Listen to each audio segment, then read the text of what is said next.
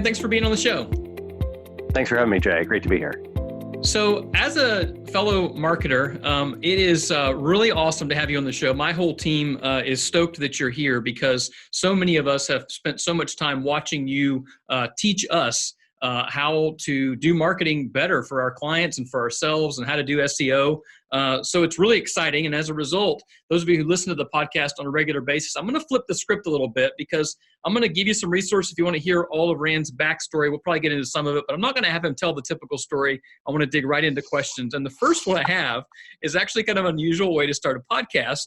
But you started Moz.com, run that company for years and years, 17 years, I think, $45+ million a year, big company. You're very popular on Twitter. You got, 500,000 followers or so, a lot of engagement.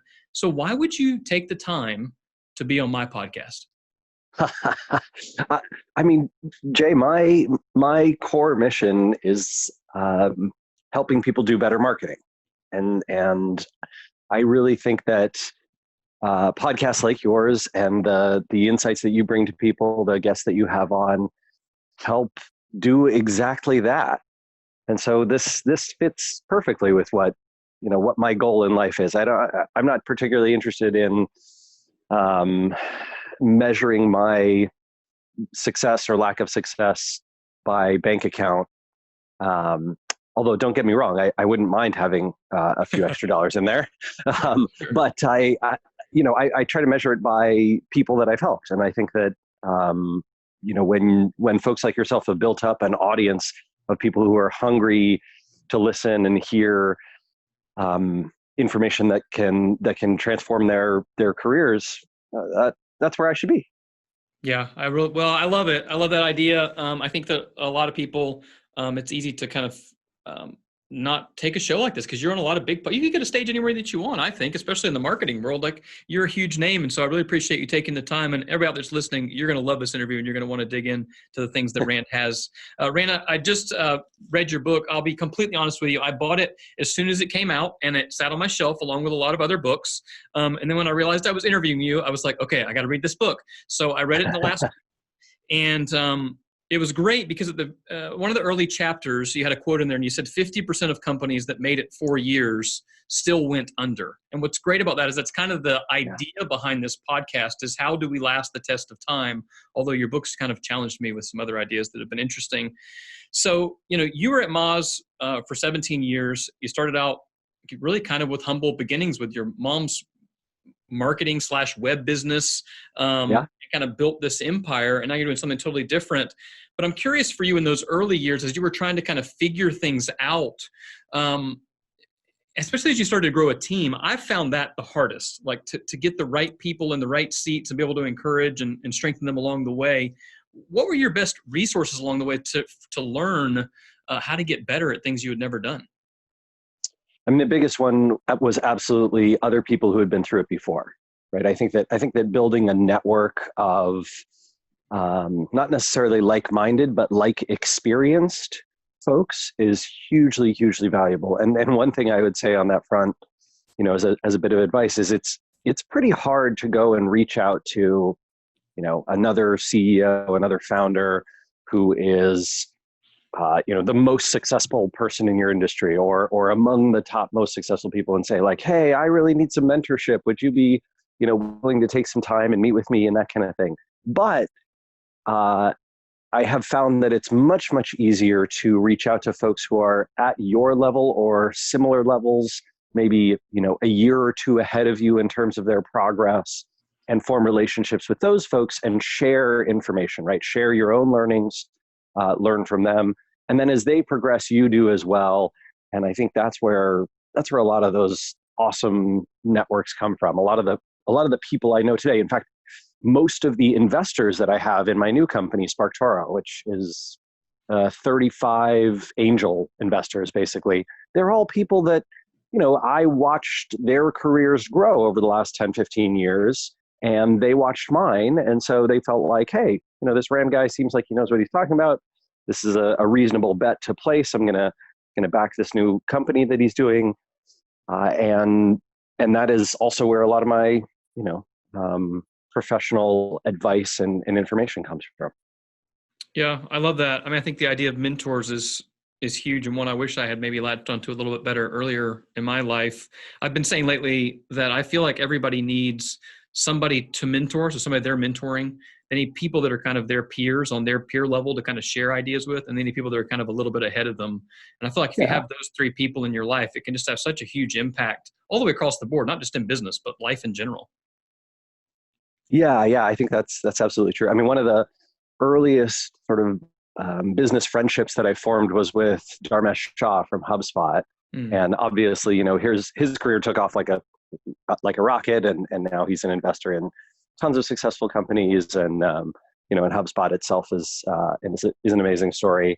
But yeah, Dharmesh and Kirsten and Geraldine and I, my wife and Dharmesh's wife Kirsten, we I don't know, met up for dinner once in 2006 or seven, something like that.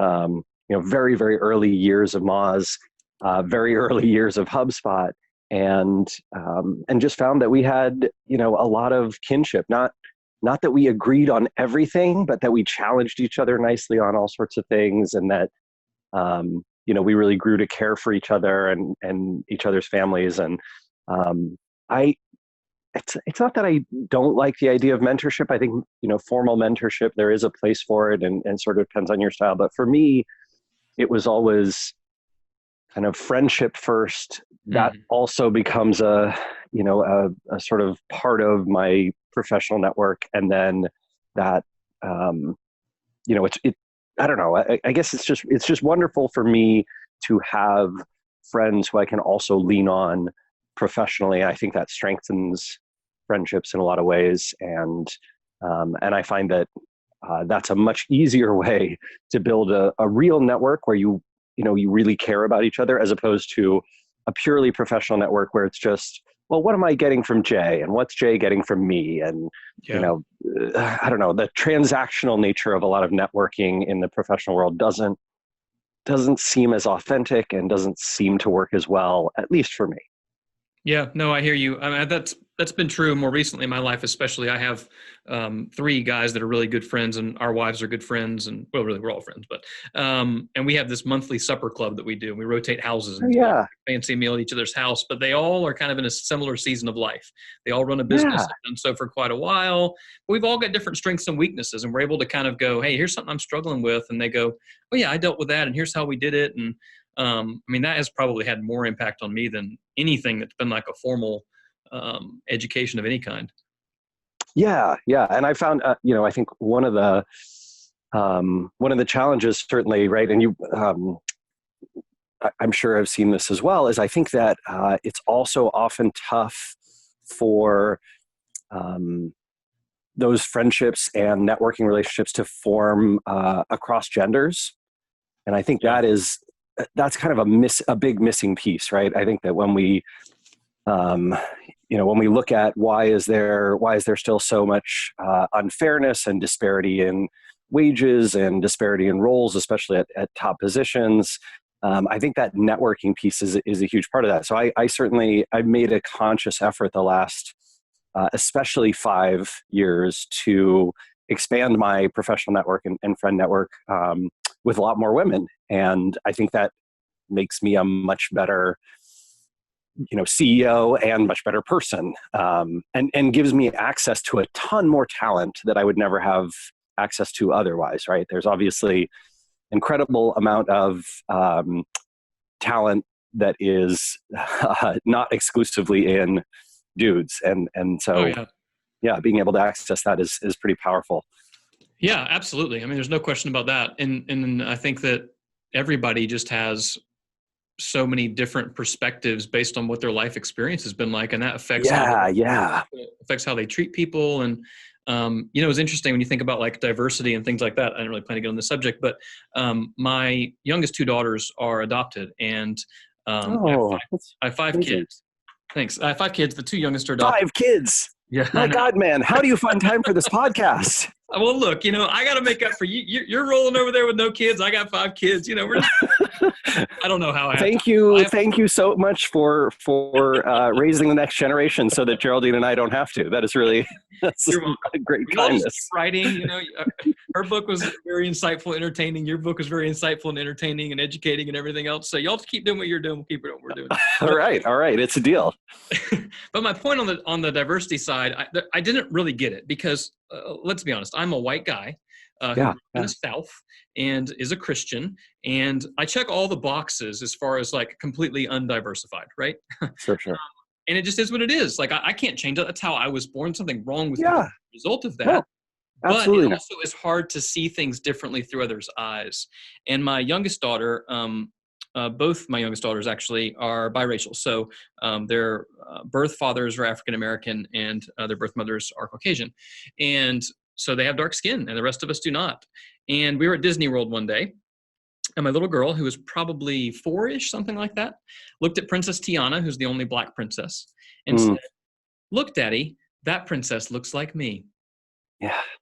And I was like my eyes just like teared up and was like, oh my gosh, I get it. Like I see it now. And I honestly never saw it. I really honestly before that was like, I don't get it. I don't know what the big deal is. Like I ran a company for a long time. It was me and 5 other guys. And I got criticized because like, what do you not hire women? And that wasn't the case. I just happened to hire the people that were closest to me in the early years. And I had no idea what I was doing, but I didn't understand the importance of those things until I saw it through the eyes of my 4-year-old who saw this princess and saw all the other princesses who did not look like her.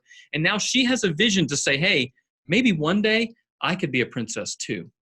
And that was really. And when you extrapolate what that means in sort of all walks of life, right? You can feel so clearly why there's this like push for diversity from people who have that recognition, right? And who say, gosh, I want opportunity to be as equally distributed as talent is. Right. And I think that's just an awesome mission, right? That essentially there's talent everywhere, but the opportunity is dramatically skewed to guys who look like you and me, right? Yeah, sure. No, I mean, I get it. Absolutely. I mean, I didn't get it, but I think I see it at least more now through my little girl's eyes because, they just affect how you see the world. Absolutely. Well, I wasn't deciding to get on that personal of a subject, but I think it's no, I think that's beautiful. That's a wonderful thing. One of the other stories that made me think about my kids was my oldest son. In your book, you talked about at a young age selling Pokemon cards. Yeah, that's right. Yep. And I love that because it's going to lead to an actual question. But I love that because my oldest son is 14 and he just realized that he can go on eBay and like sell his old Lego characters. And he sold this like one little Star Wars guy for like $30, just a little minifigure. So he was stoked. The kid made $200 on eBay over a Saturday and Sunday, just pulling junk out of his room that was junk to him, but to somebody else it was a collector thing, And so what I'm curious about from your perspective is, do you think that entrepreneurs are born or made? I think there's absolutely both. I think that it is definitely a combination.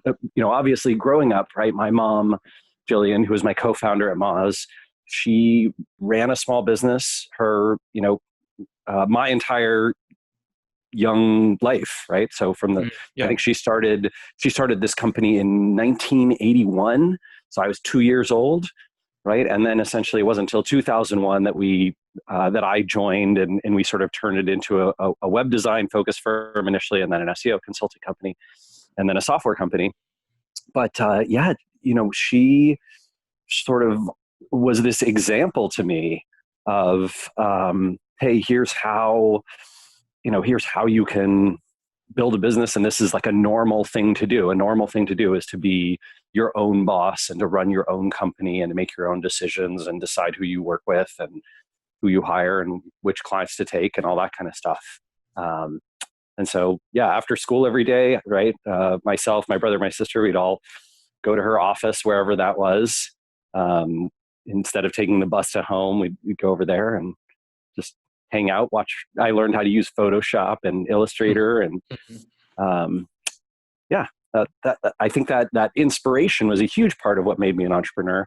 And I think that there's also, I see this in so many of my friends' kids and talking to them, that people have personalities, the day they're born, right? There's some aspects that are like just right there. It's funny to be able to watch it, right? As someone on the outside with so many different kids, we have a lot of friends with kids, and just be able to see like, oh, the same way that you were when you were 6 months old, I see it when you're 2 and 4 and 10 and 15.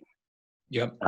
There's aspects. It's not that nurture is not also a huge impact, but just that people have those personalities. And so I think, look, entrepreneurship, absolutely not for everyone, but if it calls to you, I think that it can be a really, really wonderful, empowering career choice. And I say empowering not as like a fluff word, but rather something that can make your life into what you want it to be, as opposed to constrict it in ways that you perhaps don't want or might resent. And I think that there's a lot of challenge with that today, given the sort of bifurcation of wealth distribution, especially in the US.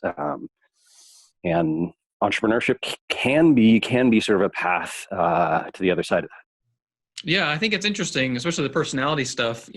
I do have a lot of kids, and also have a lot of friends with a lot of kids. So you see it, and even my oldest 3 sons are obviously biological, and they've had relatively the same upbringing, except the fact that they have different birth order, which I actually think affects kids a lot too. And it's amazing how different, like my firstborn and my second-born son are. The first one is like so analytical, so concerned about the consequences, so worried about like all these things, and the second one's like, let's party. And it's just, but that's how they've always been from a very, very, very young age, and it's amazing. So I guess the question is, it kind of comes down to like the whole nature versus nurture thing, and I kind of agree. I think it's a little bit of both. I had the opportunity when I was younger to watch my uncle. He ran a insurance agency, which was not the field I wanted to be in, but that's a whole different story. But I learned a lot from him just by watching him be in business and understand how to help clients and how to communicate well and all those things that are maybe a little bit less tangible than you can pull out of a book or pull out of a classroom for sure. But I think the other thing you alluded to, which is important for people to think through, is entrepreneurship may not be for everybody either, because it's not as rosy as I think a lot of the media sometimes likes to portray it. Well, they portray one of two things: either total disaster or amazing, glowing, perfect success. And the reality is usually a lot of in between. Yes. Yeah. I think that I completely agree with you. I think that there's a big marketing problem in how entrepreneurship is traditionally presented. And it would be nice to see a little bit more of the shades of gray. I mean, one of the big reasons that I wrote Lost and Founder is because I had this sense that, gosh, there are not a lot of books about the, I'm going to call Moz like kind of a stuck in the middle company, right? So it is not it's a massive success by like, if it were individually owned, right? If you and I owned Moz and it were, whatever, we're going to do $60 million in revenue this year, and $10 million of that was profit, right? We'd be thrilled. We'd be high-fiving, and there'd be champagne and a nice party. But it is venture capital backed. And so the primary metric is not revenue and profit, it is growth rate. And Moz's growth rate is relatively anemic for a venture backed company. I think it's maybe 9 or 10% year over year, which is kind of, which puts it at a very stuck in the middle type of position. And that's a big, that's a big challenge, I think, for people who work there, for the leadership, for the board of directors, myself included. And there are not stories about that. Yeah. And I think this goes back to the, to your daughter looking at Princess Tiana, right? If you can't see yourself represented in the culture, in the ecosystem, it's really hard to process and have inspiration and to feel like you belong. Like that's just super tough. And I think that this is one of the reasons that Lost and Founder was really important to me, is I wanted to tell this story of, hey, this happens to a ton of venture-backed entrepreneurs, and In fact, the vast majority of venture-backed companies fail. I think 94% or something don't return, the appropriate the amount to their fund that they need to in order to clear their, what the investors expect, right? What the fund expects. So that's almost all of us, and those stories just aren't present. So, but what's interesting is that's the story of small businesses starting and then not succeeding is actually those numbers are not very good, even in non-venture backed companies. Yeah. And I think that it's good to kind of hear some of those stories. I mean, I'm fortunate to be in a space right now where, I'm in the agency world where there are a ton of other agencies that are in a similar wheelhouse as mine. And one of the most valuable things that I do annually is go to this event every year. It's a conference where everybody else there owns an agency. Some people have 2 team members and did, 200 grand last year. And some people have 200 and did, millions and millions and millions. But being able to kind of get that community together is really, really helpful. I love the subtitle of your book, A Painfully Honest Field Guide to the Startup World. And anybody out there that's listening, I would encourage you to go get this book, especially if you're either in small business or want to run a business or want to run a venture-backed business. I think it's one clarification on your book that I think is really important is it's not just for people who want to go get big funding and run some big software company. All the ideas apply to everybody in business, to me. Yeah, I was going to say, if you are someone who is strongly considering venture, I mean, I would urge you to read it, but it may really put you off. Well, that's okay. I think it's better to hear it now than later when you didn't realize it was a problem.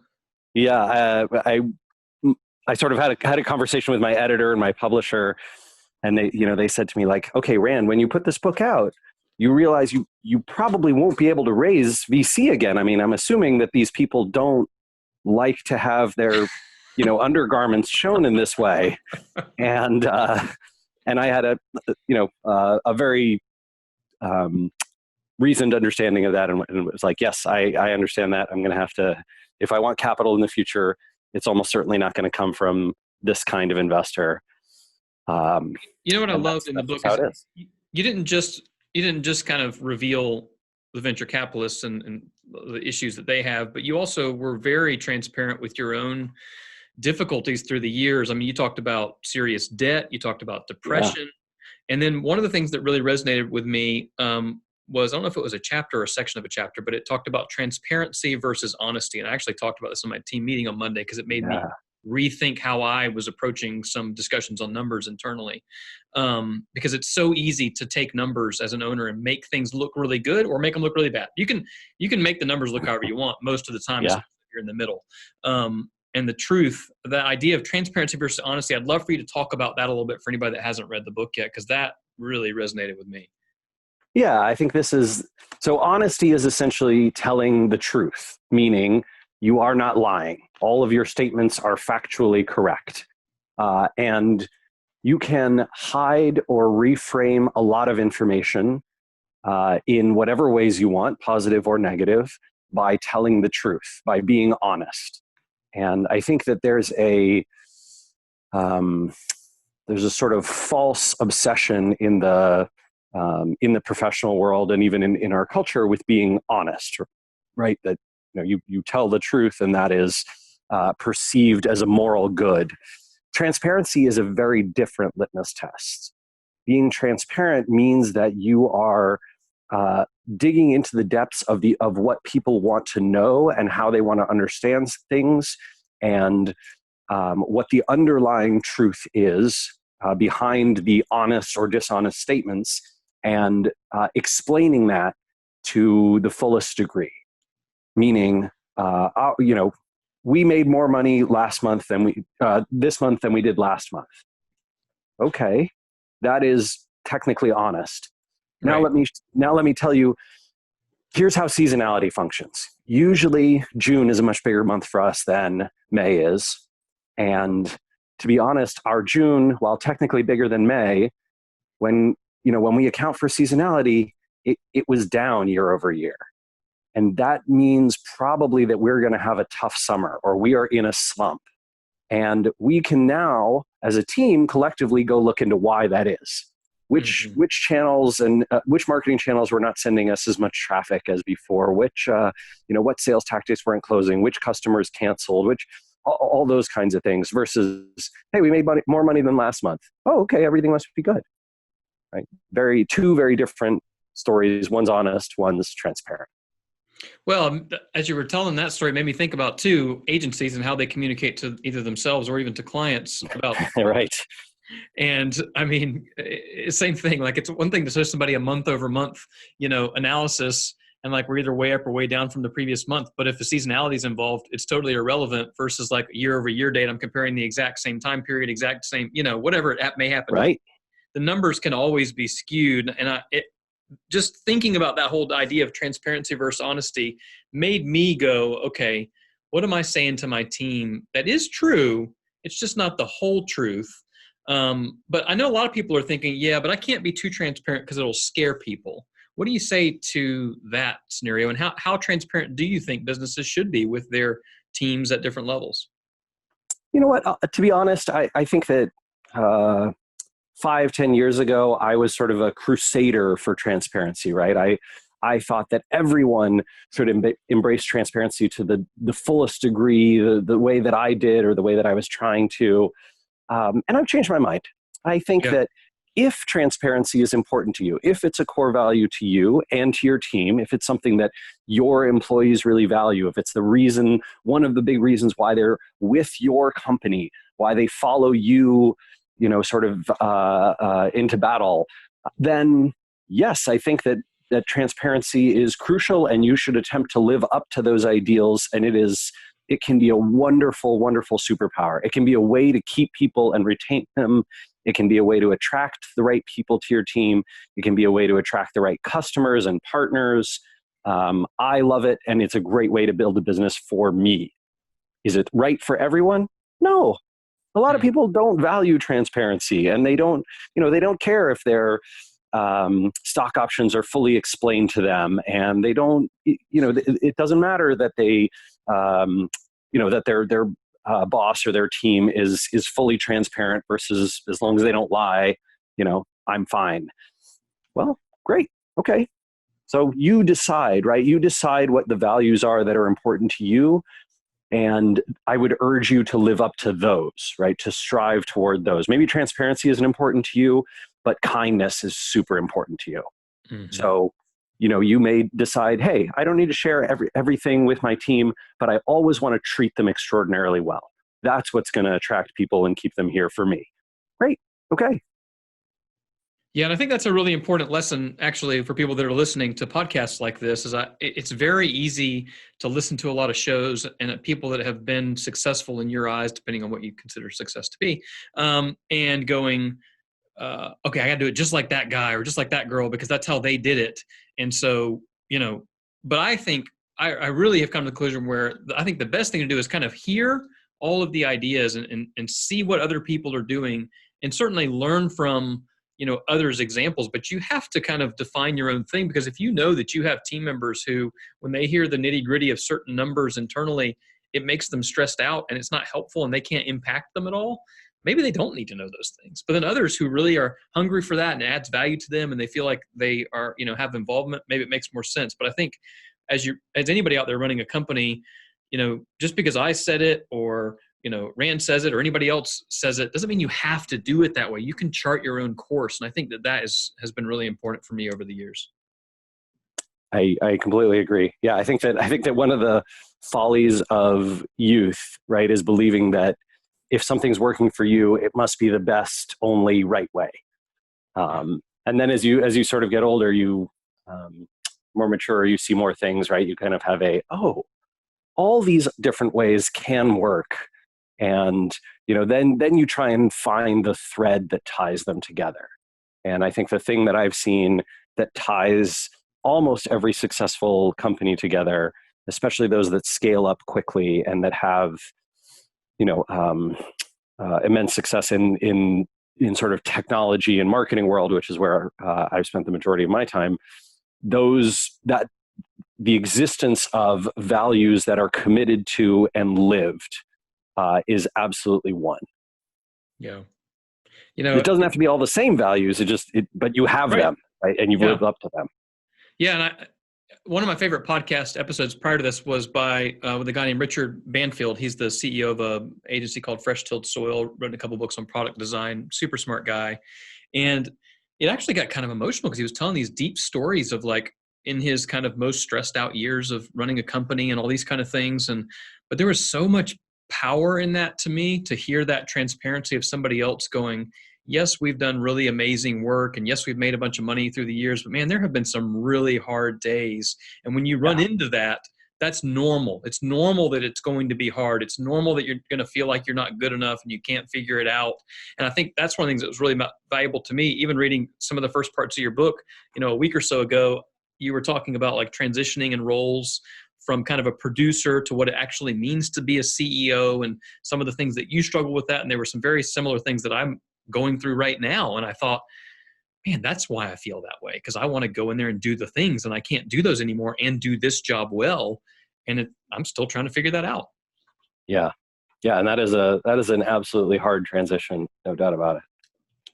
And you, I'm pretty sure you know him because I feel like I feel like I saw an interview with you. You and Will, Will Reynolds from Seer Interactive? Yeah. Yeah. He and I are close friends.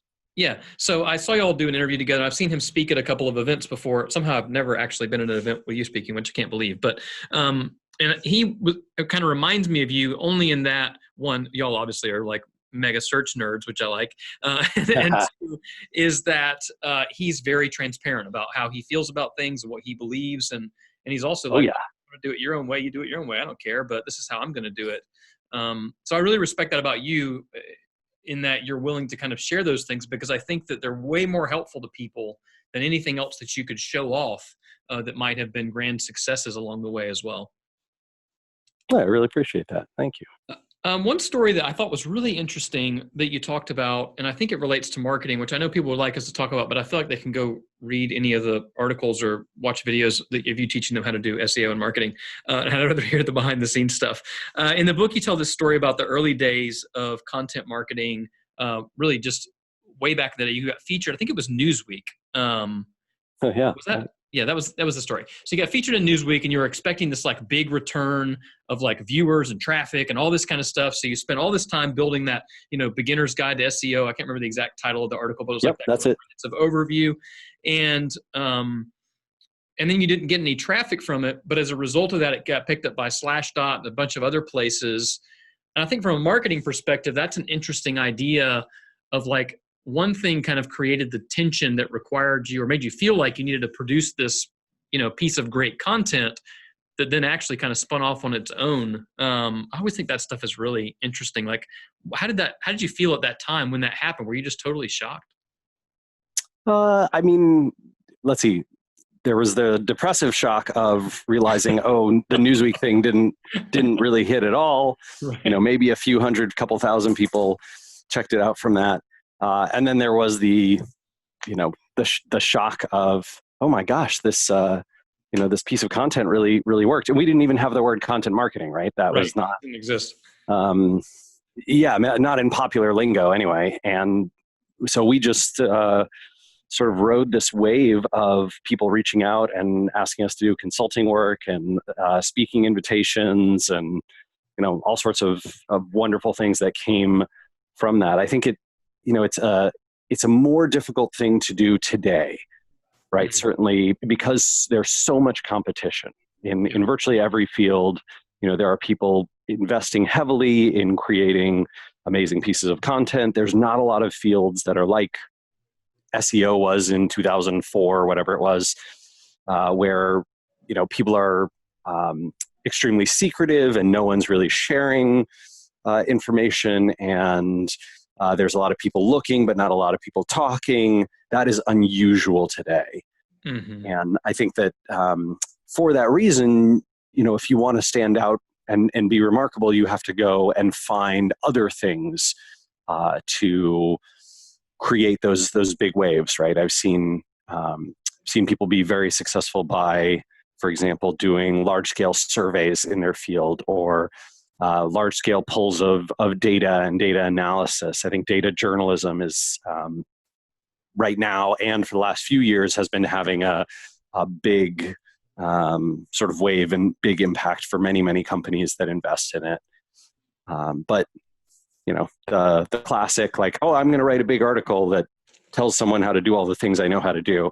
Not working as well as it used to. Yeah, well, I think it's interesting too. Like, just because that worked for you back then doesn't going to mean it's going to work for me today. But I think the idea of going, hey, what do I need to do to kind of solve this problem, and being willing to put in the sweat equity to get it done in those time periods, and that may not have worked either. Like, I mean, sometimes I think it is timing. I think it's Outliers by Malcolm Gladwell talks a lot about like people being in kind of the right place at the right time, putting in the effort and energy and all of that. Like, it's a combination of all of it. It's not just like, it wasn't luck. You put in the real effort to put together the content, but it also was timing based on the, season of the internet, if you will. Yeah. I mean, I think that if I were basically trying to build Moz 10 years after I did, it would have been many, many times more difficult, right? Many times more difficult to stand out in the field, many times more difficult to build up a brand that sort of everybody in that space got to know.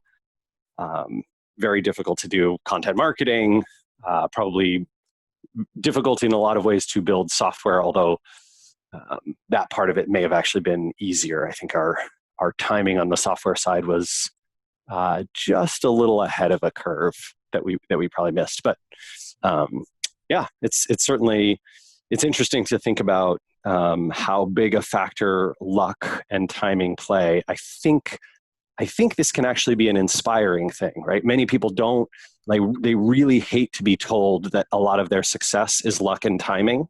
Mm-hmm. If they've already been successful, right? They don't want to believe that. I think a lot of people who've been successful also don't want to believe that they were helped out by the, infrastructure and privilege around them. They want to believe that it was exclusively or almost exclusively their own ingenuity and effort that drove that success. However, for the rest of us, I think it's really inspiring to know that no one builds a successful business on their own, right? Not a single person ever. And luck and timing play a huge role. I think that can be inspiring because it means if it doesn't work the first time, you can try again. And if you are not having success with this thing now, you may find success in the future. And it is not exclusively your own person that's driving the, why didn't you succeed? Why didn't you win? I think it can be really motivating to know that just because something isn't working now, it doesn't mean it's not going to work in the future. And I've had a hard time with that myself because I probably have a little too much of an ego sometimes. And so I think when I'm successful, it's all me. But mm-hmm. the dark side of that is actually, I don't really believe that, but my ego tells me that sometimes. Sure, yeah. The dark side of that is every time something goes wrong, it was my fault. Yeah. And that's not always true either. And I think, realizing that along the way, that it's not all about you, is actually really empowering. I mean, I know for me personally, I would not be where I am today if my wife had not said, hey, I believe you can do this. I mean, I started this agency that I run now when I was 17 years old and I was in high school. And wow. We did $5,500 in business. That was it. Grown every single year over year since then. That's the story that I tell. The story I don't always tell is, when I was 21, just getting married super early, and we just had our first child, I wasn't sure I could make it work. And, we waited tables, and I started working for my uncle in the insurance business.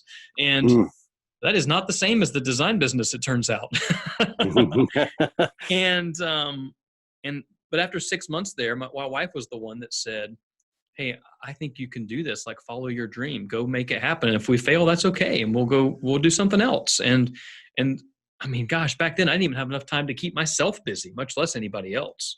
I think along the way, realizing that there is timing and luck, and that's okay. But there's also other people that come alongside you. And that's where the real value is in those relationships over time anyway. Time, I mean, you can always go get more money. You can't go get more time. And at the end of the day, Absolutely. Yeah. Nobody cares how much money I had, at my funeral. They care about who I was and what we were like when we got to spend time together. We're almost out of time. So couple last things I want to definitely hit on that really stood out to me in your departing article from Moz. I don't even really want to talk about your departure so much because everybody talks about that all the time, and I feel like you wrote pretty clearly on it. But what I do want to talk about is in that you had 5 tidbits of advice, and the first one really stood out to me. And it says the best skill I've developed and one that served me best as founder, a CEO, and a marketer is empathy. The particular language that stood out to me in that is that I've developed empathy. Because one, I'm curious how that has worked for you. Is it just life experience or is it more intentional than that? Because I really struggled with that in the early years. I don't feel like I do as much now because I've just had a little bit more life. But how have you developed empathy and how has that impacted the way that you have maybe grown a team or developed relationships with others? Yeah, I think this is, there's sort of a lot of different kinds of empathy. 2 of the most important that I've been focused on are sort of thinking about short-term empathy versus long-term empathy. And this is especially true in terms of hiring, right? Hiring and firing. So I think that many folks are able to put themselves in the shoes of another person very temporarily. To sort of be like, oh yes, I can see how if I said this to you, it would land badly and you wouldn't feel good. Or I can see how if you have this problem and you're using the software that I built, my software would help you solve that problem, right? So that there's sort of that short-term empathy. I think trying to extend that out and thinking about longer-term empathy is a skill, right? It's a developed skill. You do it, you practice it more and more. You attempt to do it with many, many different people in many different situations over time, and then you grow your skill set. So, for example, I had that same sort of short-term empathy belief, and because of that, I really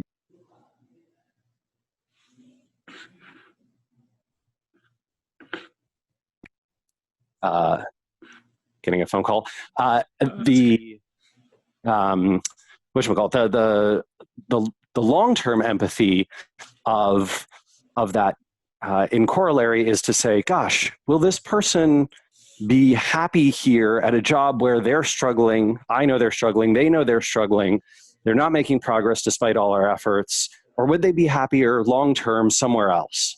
You know what? They'd be happier long-term somewhere else. And I'd be happier. And the rest of the people at my company, all the people on their team would be happier if they were somewhere else. It's time to let that person go. Short-term empathy says that's going to feel real bad. They're probably going to be pissed. Who knows if they'll ever forgive me? But long-term empathy says that's the best thing for them. It's the best thing for us. Wow, And, that's really powerful. I've never heard that differentiation between short-term and long-term empathy, but that makes a lot of sense. And I think that is a really powerful, something I need to definitely work on. And it works in the agency world as well, right? So you're thinking about a client. Short-term empathy is, hey, we got their numbers up. Long-term empathy might be, man, we had to work way more hours, we'd have to put way more effort in than what they could really afford, and we're only charging them this amount. But this is unsustainable. They're unsustainable as a client for us at this level. Long-term empathy says, hey, if these are the results you need, this is the effort that was required to hit it. We are not charging you for it because you didn't sign up and pay for it. However, long-term, you got to know that this is what's needed. That we should have that conversation, right? Let's talk about the fact that this was what it took. And that may be because of a competitive environment, and it may be because of whatever, struggles or issues they have. Maybe there's a way to longer term unlock some, future growth path that would require less effort per month in order to get the same results. But those conversations, I think, are critical. And a lot of times consultants and agencies don't have them because they're very uncomfortable. And it doesn't feel good short term. Yeah, and one of the other things you referenced in the book was another book, which I love, called Radical Candor by Kim Scott. Yeah, anybody out there listening that has not read that book, I struggle with that radical candor a lot. I definitely fall in the ruinously empathetic category. But I think that, like what you just said, gave me some real perspective, because I think I fall in that, what she said in the book, which really stood out to me, and it kind of hurt a little bit, was she said that sometimes you're so empathetic in these situations because you want people to like you. Yeah. It's like, oh my gosh, it's not about them, it's about me, and that is horrible. but, Yeah, exactly. No, but when I I had that realized same problem. when I realized that, I had to kind of go, okay, do I really care about this person? Yes, I do. If I do, I have to also be really clear, even if it's going to hurt them and be uncomfortable for me. And man, that is a continued hard. I wish I could say I've mastered that now. I have not. It's a hard continued lesson to learn. But I think you gave me some good perspective there of thinking about short term versus long term empathy. Really good. We are running out of time. So two last things I want to hit on. One is I want you to tell us a little bit about SparkToro and kind of what you're up to now. And the second would be kind of any parting advice specifically to, small business owners who maybe have a handful of team members and maybe they're just about to cross $1 million in revenue or something. And they're less than 10 years old. They're trying to figure it out. I'd love to talk directly to those people. But before we do, and we wrap up with that, tell me a little bit about SparkToro. You left Moz. You've got this new application that you've been running. I tested some really cool stuff, saw how weak my Twitter account is because you gave me a score to indicate that, which made me realize the reality, which is fine. And what I'm most curious about, specific question, what are you doing different in building SparkToro than you did when you built Moz? Yeah, I mean, gosh, almost That's a good everything question. different. Yeah. Let's see. I'll try and give a short answer since we're low on time. But we are funding it differently. So we raise money from individual investors. We did a very unusual thing in tech startup world, which is we're doing profit sharing, meaning that if SparkToro makes $1 million in profit, right, we sort of distribute a percent of that to our investors each year. I think it's about 25% of that goes to investors. We are building it very differently in terms of expenses. So it's just Casey and myself. I'm deferring my own salary. Luckily, I had a very nice severance from Moz. And so basically, we're giving ourselves lots of time and bandwidth. We raised more money than we needed so that we could have time to potentially make changes in how we do things if the first version didn't land. The beta is actually about to launch this week or next week. So I'm when I get off the call with you, I'm finishing up some work, and then we're going to email all our beta users, all our beta list. The product itself, real quickly, is basically trying to solve a marketing strategy problem, which is an unusual place for a tool set. But what we found is that tons of marketers struggle to know enough about their audiences quickly. And so, they either pay or run big surveys and do lots of interviews to try and discover things like, okay, what words and phrases does my audience use to describe themselves? And where do they spend their time? What do they read? What do they listen to? What do they watch? What conferences and events do they attend? What podcasts do they listen to? What are the sources of influence for them? How do they compare to other audiences that might be similar or different? Is their behavior relatively homogenous or very diverse? All those kinds of questions, right? The sort of strategic, as I'm building my marketing plan, I need to know this stuff. A lot of marketers skip that. A lot of them invest a ton of money and time in doing it manually. And we thought that should be at your fingertips. There's enough public social and web data out there that if you type in literally any type of audience, right? I'm interested in commercial fishermen. I want to reach manufacturing engineers. I want to reach people who, are DIY crafters. I want to reach people who are wedding photographers. You should just be able to type that in and get all that information that's public at your fingertips. And that's what SparkToro is trying to create. So That's going to be awesome. Awesome Oh, tool. thanks. Our team's excited to play with it. I've been playing with some of the tools behind the scenes that you had sent out. The free tools, yeah. And playing with some of that. Like, so I'm excited to see everything else you got going on. Really fun stuff. I'd love to just hear any kind of parting advice from you. I know that's kind of a very broad thing, but think about specifically talking into, an owner or a founder of somebody who's starting a small business or maybe just trying to figure things out. Obviously your book, Lost and Founder, is an amazing resource, but anything else you kind of leave them with today that maybe is feeling top of mind? Yeah, I would say two things. One, therapy is for everyone. Amen. I don't care how well adjusted you are. or how much you don't think that you need it, or how you think that it's going to be a useless waste of your time, you will be shocked. You will be shocked no matter who you are, as long as you open your mind to it and try it just a little bit, go a few sessions, talk to a professional. If you're not having a great experience with the first one, go find another one, and discuss the things in your life that cause you stress, the things that you don't understand why you feel a way that you feel when something happens. Go through those and you will come out the other side a better person. And I promise you will also come out a more successful entrepreneur. The correlation between having great self-awareness and knowing things that you need to work on in yourself and being able to build a successful company are shocking. And I think that is a hugely undervalued investment that entrepreneurs should make. In fact, you know what? If you're an employee at a company and you feel like, boy, my boss I'm having a tough time with them. Well, you should probably pull together, a tip jar and be like, hey, take this money, go get yourself a therapist. That's a great idea. We, your team, will be happier and better off. We will be more productive. You will see the results be better if you go do some therapy.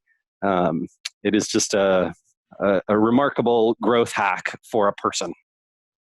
I don't think anybody's ever given that advice on a show, which is kind of amazing after this many episodes, but it is such good counsel. And I think there's such a bad stigma in some areas around going to a therapist or something like that, especially like for marriages. Like, my wife and I have been to counselors plenty of times and gone, and we probably should do it all the time, and we don't, to be honest. But man, those times where you have somebody else who's able to speak into a situation and see it from the outside, there's so much power to that. And it seems so outside of business, I think, but it's just spectacularly important. So thank you for sharing that counsel with people. Yeah, my pleasure. Rand, thank you so much for being on Building a Business That Lasts today. It has just been an absolute joy. You are a really smart guy with what seems to be a really big heart too. So I love that. And I really enjoyed our time together today. I did as well, Jay. I wish you all the very best. I hope you and your wife have an amazing time raising those 5 kids. And I look forward to chatting again sometime soon. Thank you, sir. If you want to find more out about Rand, go check him out. SparkToro is his new app. That's SparkToro. He's got some great blog posts on there, too, if you want to hear the history behind why he left Moz and all that kind of stuff. All that's on there. And his book, Lost and Founder, A Painfully Honest Field Guide to the Startup World, is something I would highly recommend to anybody who either runs a business, is thinking about running a business. Some great stories in there and everything else. Rand, thank you again for being on the show. It's been great. My pleasure. Take care. Hey, I hope this video has helped you with some tips and ideas to build a business that lasts. Make sure you subscribe to our channel so that you don't miss out on the next videos that we roll out. And more importantly, for some awesome free resources, head over to our website at buildingabusinessthatlasts.com. You can get a free copy of my book there where I tell you how I have built an agency that's grown year over year for the last 20 years in a row. So go grab that, buildingabusinessthatlasts.com, and make sure to subscribe to our channel. Thanks. We'll see you soon.